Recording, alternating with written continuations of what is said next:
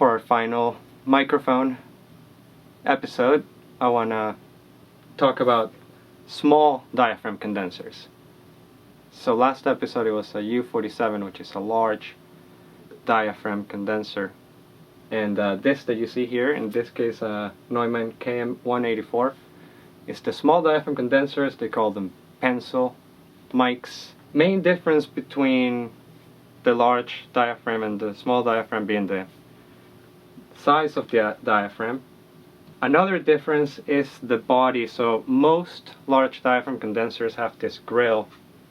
So the capsule is kind of right here, like this, right?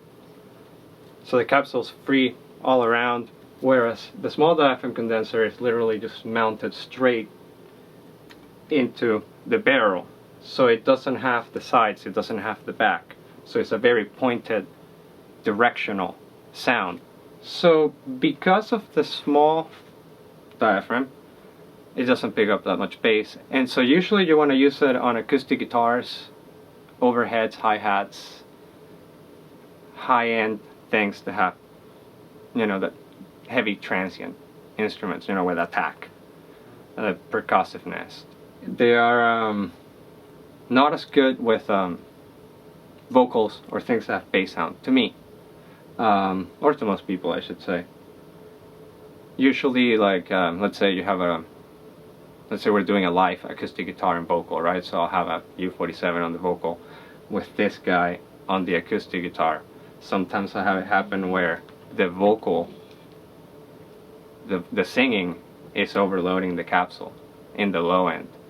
Also because singers don't tend to sing, really low in the really low frequencies, it's harder to overload this, whereas this gets overloaded more in the natural range of the voice, because the voice only goes down to the spectrum of the mid bass, higher bass frequencies.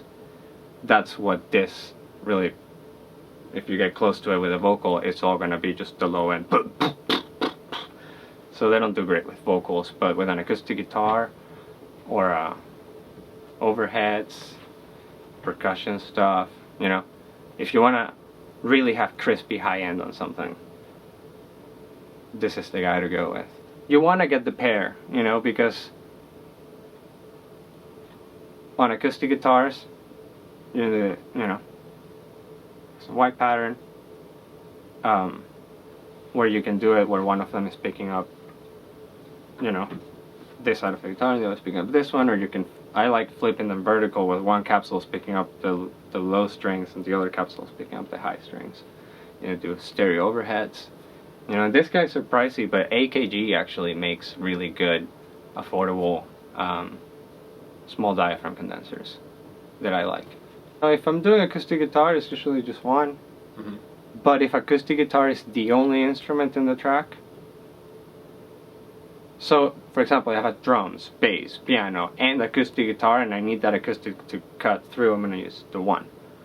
But if it's just acoustic guitar and a vocal, and the acoustic is the center instrument, I will probably do a stereo pair. Acoustic piano, I use it on the upright piano sometimes, and it will be a stereo pair because I want the